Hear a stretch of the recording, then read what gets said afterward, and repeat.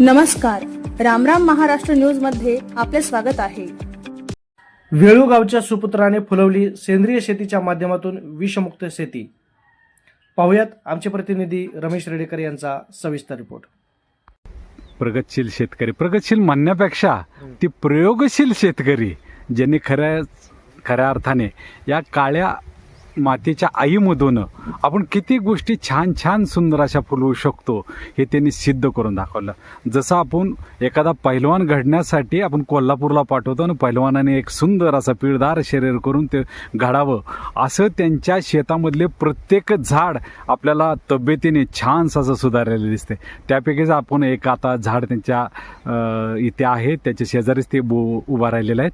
ते झाडाचं नाव आहे शेंदूर. आपण जे मारुती रायाला लावतो ते शेंदुराचं झाड आहे. गुलाबजी, मला असं विचारायचं, ह्या झाडाविषयी थोडंसं आम्हाला माहिती सांगा बरं. नमस्कार, माझं नाव गुलाब गुले, वेळू तालुका बोर्ड, जिल्हा पुणे. आत्ता आपण काय केलं की काही दुर्मिळ झाडे आहेत की आपण त्याचं पण पोचतो आहे. ती झाडे मी इथं लावलेले आहे. त्याच्यामधून तुम्हाला आता मी दाखवतो की शेंदुराचं झाड आहे. आता आपण जर पाहिलं तर बघा, बिहारी महिला जे डोक्यामध्ये मळवट भरतात तर शेंदुराचा असतो. दुसरं हनुमानाला जे आपण त्याला लावतो तो लेप असतो तो शेंदूरचा असतो. आता इथं तुम्हाला पाहता येईल, एखाद्या आपण जर दुकानात गेलो सोन्या चांदीच्या, तर आपण एखादा दागिना खरेदी केला तर तो आपल्याला त्याबरोबर पेटी देतो सुरक्षेसाठी. तसे ह्याचे पाहिलं तर तुम्हाला तर पाहता येईल की हे डायमंड आहे त्याच्यामध्ये, आणि हे डायमंड एक सिंदुराचे बिये आहेत. आता ह्याचा तुम्हाला प्रात्यक्षिक दाखवतो. ह्याच्यामधून तुम्ही जर प्रत्येक आपल्या हातावर जर हा सिंदूर घेतला, बिया घेतल्या, तर ह्याचं ओरिजिनल सिंदुरामध्ये आपल्याला तुम्हाला दर्शन झालेलं भेटेल. आता याच्यामध्ये बघा, मी हा क्रॅश करतो.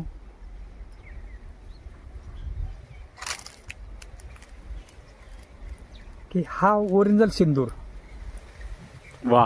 ह्याच्यामधून आपल्याला की बाबा आपण सिंदूर बघतो, मारुती रायाला बघतो, पण तो नक्की कुठं तयार होतो, कसा तयार होतो, कुठलं कसं झाड असतं, त्याचं आत्ता तुम्हाला हे प्रात्यक्षिक त्यात म्हणून तुम्हाला पाहता येईल. अरे वा, अतिशय छान वाटलं तुमच्या या शेतामध्ये येऊन.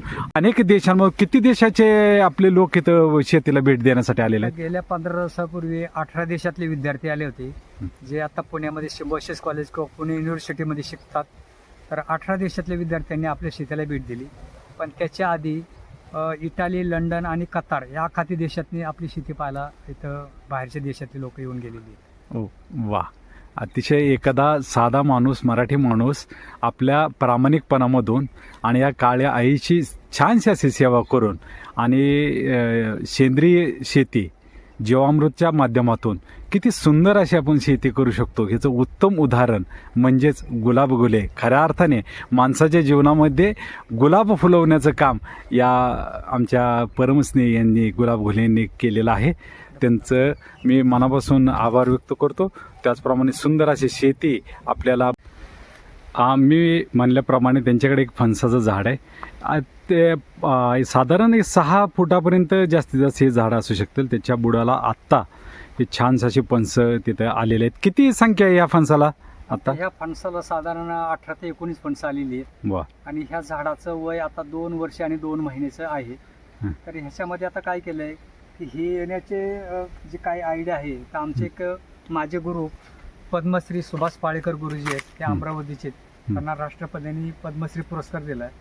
त्यांनी ते जीवामृतचा शोध लावला. त्या जीवामृत म्हणजे काय, देशी गायचं शेण, देशी गायचं गोमूत्र, बेसन पीठ आणि गूळ याच्यापासून जीवामृत तयार करून कुठल्याही झाडाला तुम्ही जर घातलं तर लवकरात लवकर त्या झाडाला फुलधारणा होऊन त्या अशा प्रकारचे तुम्हाला फळं पाहता येईल. आपण याला फांद्यांना सुद्धा वरती, जनरली बुडामध्ये हे येतात, फणस येतात. आपलं वरती फांद्यांवरती सुद्धा काही फणस आलेले ते दाखवू शकता का तुम्ही? काही जुनी लोक सांगतात की फक्त फणस ही खोडामध्येच येतात, पण आता इथं माझ्याकडे तसं नाहीये. तुम्ही आता इथं जर पाहिलं, माझ्या झाडांच्या शेंड्याला पण आता मोठ्या फणसं आलेली आहे. तुम्ही आता हे पाहू शकता की खोडात नाही येतात झाडाच्या शेंड्याला, म्हणजे ही जीवामृतचे कामाला आहे. त्याच्यामध्ये आपण काय केलंय, देशी गायचं शेण गोमूत्रापासून तयार केलेलं जीवामृत. ते जीवामृत पण ह्याला जास्त प्रमाणात देतो, आणि जीवामृतमध्ये राहिलेली स्लरी हे पण आपण खोडाला दिले जाते. तर त्याचं जे एक पोषण असतं की ते पोषणामुळं कुठल्याही झाडाला फलधारणा किंवा फुलधारणा चांगली होते, लवकर याला फळं येतात. त्याचं हे जिवंत ताजं उदाहरण तुम्हाला पाहता येईल. वा, धन्यवाद. आपल्याला आता परत मी म्हणल्याप्रमाणे जांभळाच्या झाडापाशी आपण इथं आलेलो आहे. अक्षरशः 3 फुटाचं हे जांभळाचं झाड आहे आणि त्या जांभळाच्या झाडाला जीवामृत देऊन अतिशय छोटी छोटी असे जांभळं यायला लागलेले आहेत. गुलाबजी, आपण याच्याविषयी थोडीशी माहिती द्या बरं. आता हे झाड साधारण 1.5 वर्षाचं झाड आहे.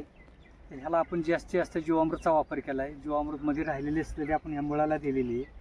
आणि ह्या झाडाला जर तुम्ही पाहता तर आता ह्याला इतके मोहर आला आहे की त्याला फुलं आलेली आहेत की तुम्ही मोजू शकणार नाही, एवढी ह्याला फुलं आलेली आहेत. आणि महाराष्ट्रामध्ये आपण आता फक्त काही आपले जे लोक आहेत की बाबा ते काळ्या कलरचं जांभळ खातात, पण ह्या जांभळाचं वैशिष्ट्य असं आहे, हे व्हाईट कलरचं जांभळ आहे आणि अतिशय गोड, असं मधासारखं गोड औषधी गुणधर्म असलेलं हे झाड आहे. तर ह्याला आता भरपूर याला आपल्याला फुलं आलेली दिसते तुम्हाला. वा, किती छान तुम्ही शेती खरोखरच इथं तुम्ही फुलवलेलं आहे. एक उत्तम आणि आदर्श शेती करत असताना संपूर्ण नव्या पिढीला खऱ्या अर्थाने शेतीच्या माध्यमातून आपण छान संदेश दिलेला आहे, छान मार्गदर्शन आपण या ठिकाणी केलेलं आहे. वेळूगाववरून रामराम महाराष्ट्र प्रतिनिधी रमेश शिर्डेकर. अशाच नवनवीन बातम्या पाहण्यासाठी आमच्या यूट्यूब चॅनलला सबस्क्राईब करा. फेसबुक आणि इंस्टाग्राम पेजला फॉलो करा.